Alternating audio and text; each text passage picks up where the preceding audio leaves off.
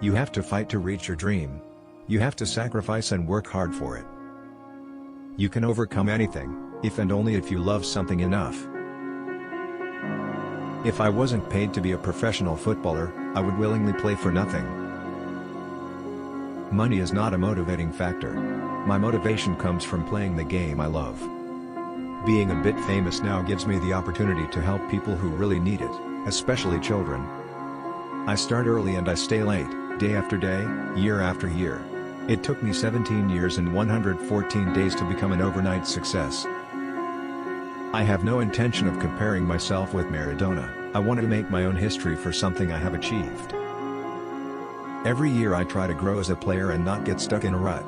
I try to improve my game in every way possible. Something deep in my character allows me to take the hits and get on with trying to win. I don't need the best hairstyle or the best body.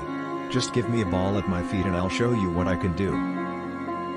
This is why I didn't go out to parties and many other things.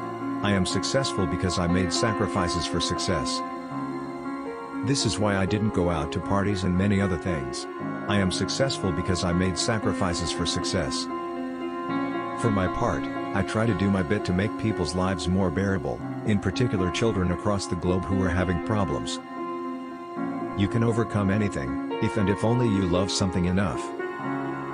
Just to hear people saying and thinking that makes me very proud indeed. But I try not to think about it too much. Ronaldo is always there scoring goals in all the games.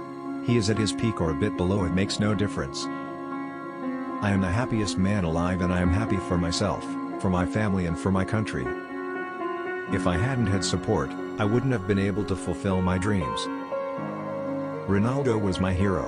I loved watching players like Zidane, Ronaldinho, and Rivaldo, but Ronaldo was the best striker I've ever seen.